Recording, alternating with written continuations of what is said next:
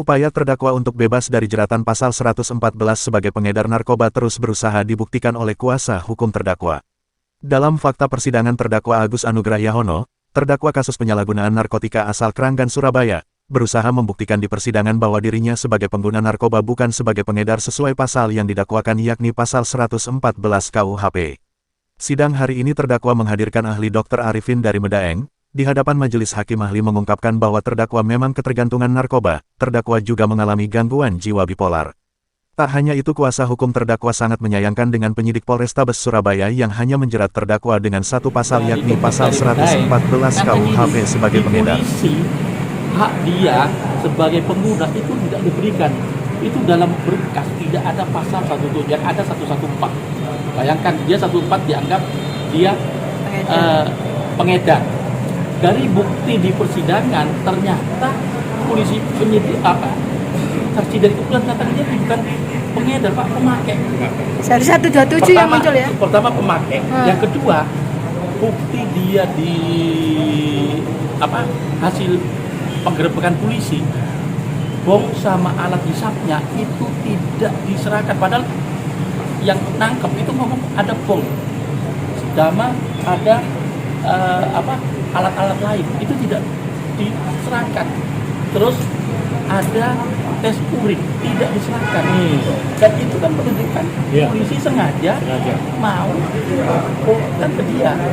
Kejanggalannya ada ya? Kejanggalannya itu, makanya saya minta tolong yang masuk akal apa ya diperdaya, karena pada saat waktu merdeka dia baru merawat, kalau dokter lain tidak mungkin dari mana.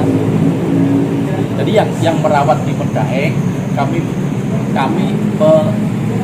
menyurati Medaeng ada 391 karena dia kecemasan bipolar itu yang sudah 15 tahun kedua sama ketergantungan. Ketiga, dia tidak pakai lagi di sana.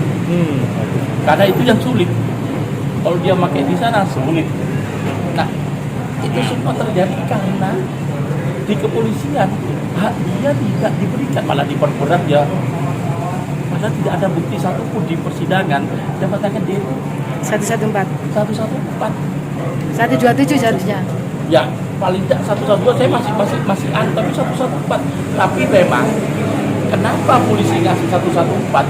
Karena 127 itu kalau di assessment tidak bisa kalau ada pasal pengedar. Di situ berarti kan jebakan semua yang dilakukan oleh polisi ini terhadap terdakwa, kan jebakan.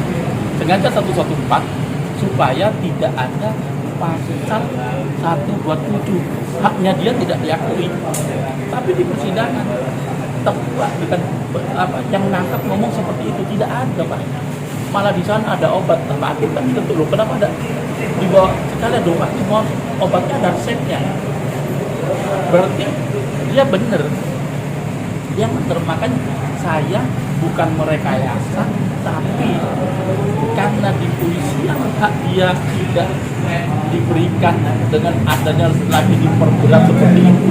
Ya saya kan padahal seorang tergantungan kan harus surat dari dokter yang mengatakan dia ketergantungan. Dari bukti sebenarnya jelas kalau bom itu dihadirkan, alat nyedot pipet dan SURI disertakan, nggak mungkin. Tapi kan pertanyaan gini, ada apa polisi tidak menyerahkan bukti-bukti itu? Keterangan ahli Dr. Arifin menyatakan bahwa terdakwa ini butuh perawatan rehabilitasi. Kemudian dia dilakukan pemeriksaan kesehatan, dan di sana kebetulan ada perawat yang dinas yang saya ditanya pada saat itu mengenai masalah kesehatan. Dari pengakuan yang bersangkutan, pasien terdakwa itu mempunyai gangguan anxiety plus bipolar disorder. Ya, dari kecemasan, ada gangguan jiwa bipolar. Yang sebelumnya dia dirawat oleh dokter spesialis. Kemudian perawat tersebut memberitahu ke saya, kemudian saya suruh untuk dirawat di poliklinik. Kemudian dengan perintah saya untuk dikonsulkan ke dokter PPDS psikiatri di Rutan. Jadi di Rutan itu tiap hari Rabu memang ada dokter spesialis dengan PPDS. Di Rutan Ya.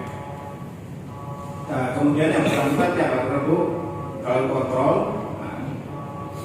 Kebetulan pada tanggal 10 Oktober pengacara Pak Budi meminta saya untuk dan pihak keluarga meminta saya untuk sekalian diobati karena ketergantungan narkoba. 10 Oktober tahun 2023. Ya. Kemudian kita lakukan perawatan di sana. Jadi perawatan gabungan. Jadi tiap hari Rabu dokter spesialis jiwa PPDS dari Dokter Sutomo. bipolar tadi itu. Iya. Nah, kemudian saya sendiri melakukan pemeriksaan juga. Memang di sana memang kalau ada gangguan-gangguan seperti itu saya menangani. Kemudian yang bersangkutan kita panggil, waktu itu dia mengeluh badan sakit semua, nyeri, cemas, sulit tidur. Dia mengaku pakai sabu-sabu sudah kurang lebih 2 tahun.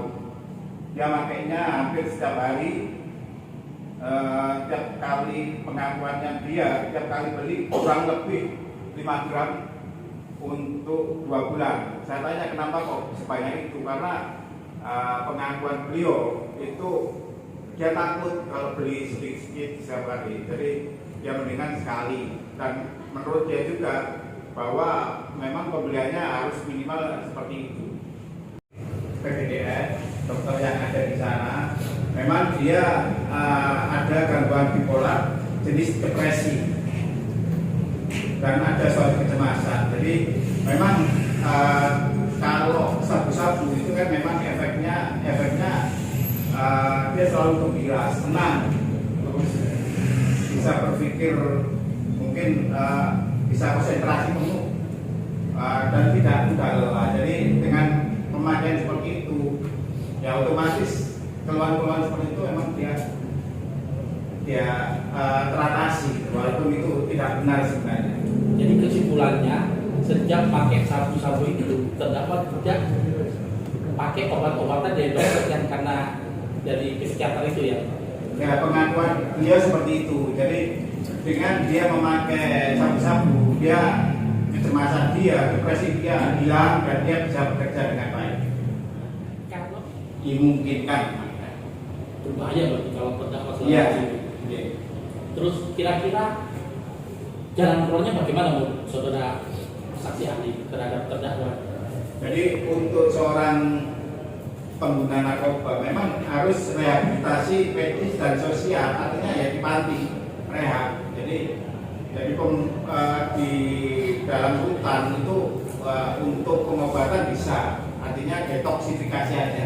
Untuk lebih karena dia harus kembali ke masyarakat besoknya memang nggak bisa. Jadi untuk rehabilitasi medis ataupun sosial itu kan disiapkan dia untuk kembali ke masyarakat.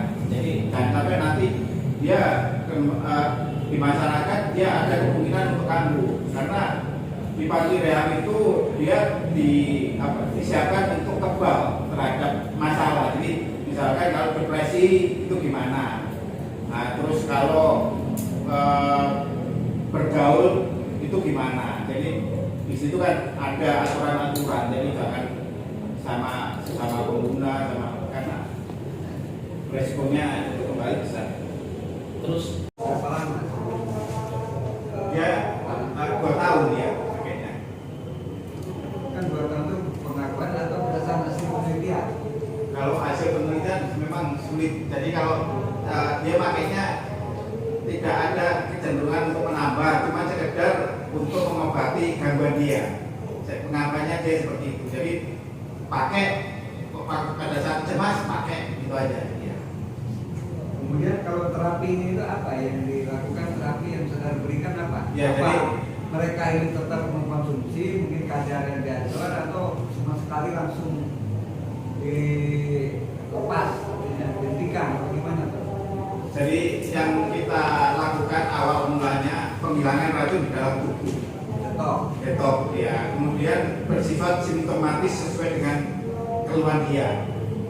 Nyeri, sulit tidur, nah itu kita kasih obat. Sementara itu dari keterangan saksi sebelumnya yakni saksi Yohanes Raharjo, terdakwa sudah 3 kali memesan narkoba baik sabu-sabu juga ganja, yang terakhir memesan sabu-sabu 3,40 gram dan ganja 124 gram, ada juga kopi yang dicampur, dengan ganja 98,49 gram. Pemesan narkoba dikirim ke apartemen Anderson barang titipan kemudian diambil Gojek dan diantar ke terdakwa, dari Surabaya Rahayu mewartakan.